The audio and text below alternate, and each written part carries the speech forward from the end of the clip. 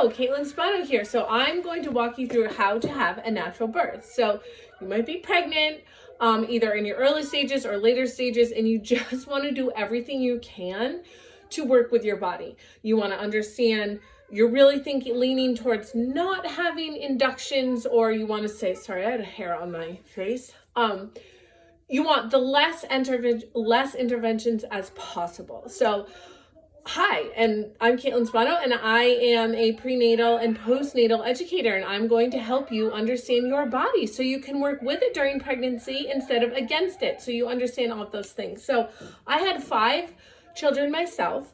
I personally wanted to opt for the least amount of interventions possible. So I have that background knowledge, let alone I am certified in several perinatal things, corrective exercise, and a plethora. So there's a few things.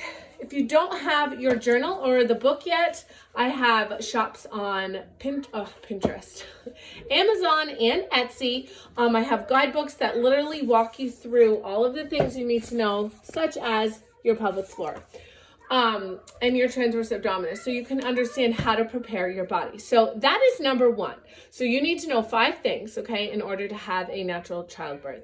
So actually, all of childbirth is natural, okay? But it is trauma to our body. So number 1 is know your anatomy. So understanding what your pelvic floor is, how to open that up during your birth, how to strengthen throughout your pregnancy, know how to breathe properly, understand what your diaphragm is and what your deep core is, how to access all of that, understand your posture.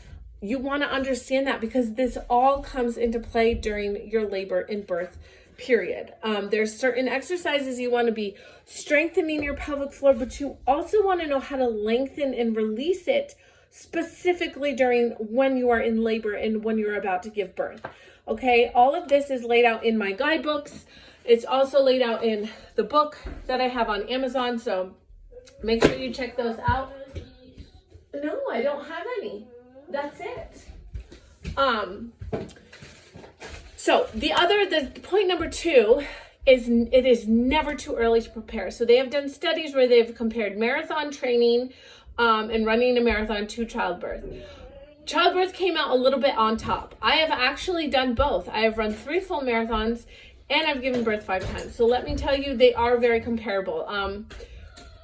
Childbirth did feel a little bit harder, I think, but they were both hard regardless, okay, during those both intense times. So it's never too late to prepare your body. So if you're in the 3rd trimester and you're just reading this or listening to this, this is great. Like, you don't think that you haven't done enough. So now is the perfect time to start, okay? So the first point was know your anatomy. The second part is it's never too late. The third part is it's really important to speak positive thoughts in your head. So positive affirmations. I have a sheet on Etsy that comes in with like a little guided journal packet for you. So it's really important because a lot of times what happens when we get pregnant is we start scouring the internet. We listen to other people that we know in our life, and they can be very negative.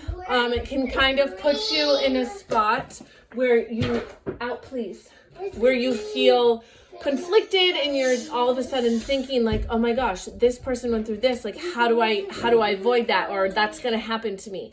So it's really important to stay positive, and it's okay for you to tell people like, I really only want to hear positive birth stories, like I'm just really trying to stay positive about this, because your mindset has a great impact onto how you feel, especially during that labor and delivery piece. Okay, so positive affirmations. The 4th thing is there are different moves that will open up your pelvis. So it's important to strengthen your glutes, your inner thighs, your outer thighs, your deep core, your pelvic floor throughout your pregnancy. And I have so many workout videos and shorter videos, and I have stuff in my guidebooks that walks you through exactly those kinds of things that you need to do. But there's different ways that you can do those different moves during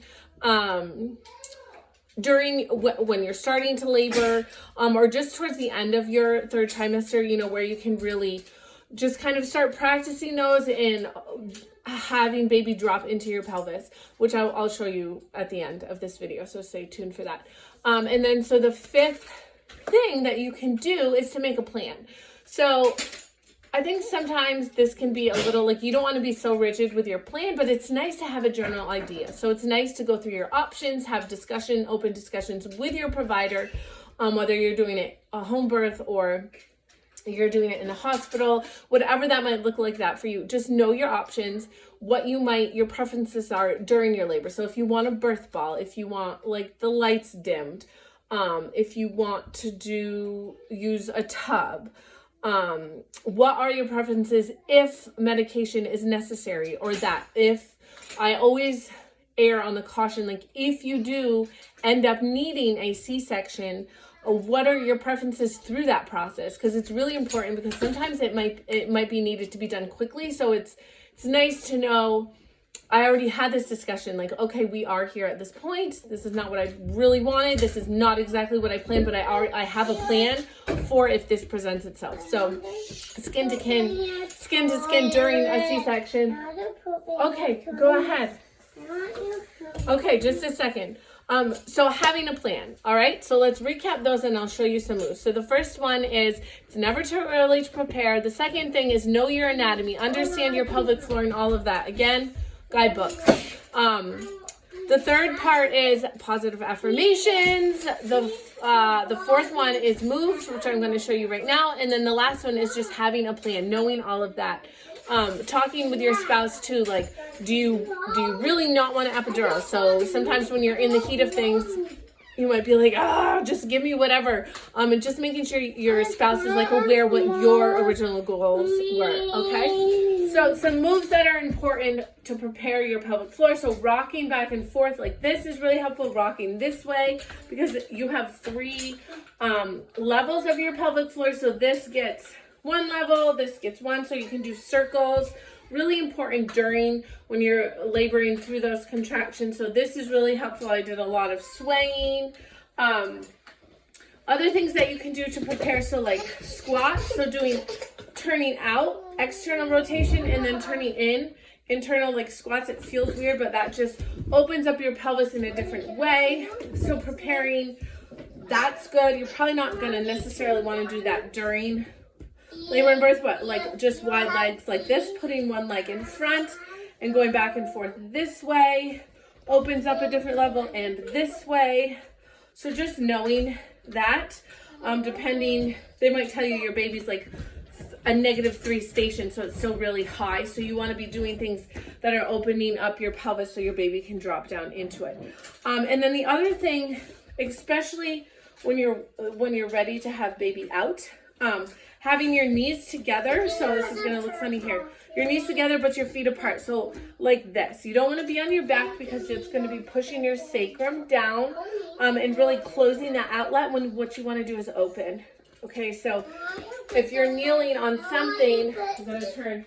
So you really want, instead of like this, which a lot of us are, you want your knees together and your bottom legs apart. So do you see how that opens up there for you? Sorry for that image, but really, really important. So that you can be leaning over on a counter and having your knees together and your feet apart, and you'll really feel that. And you can rock back and forth while you're doing that on your hands and knees. You can go side to side and just, again, really, really open up that space. So I hope that video was helpful, and make sure to pass it on to another mom. Make sure you check out my Amazon and my Etsy store. I will link those below, and I will see you later. Peace.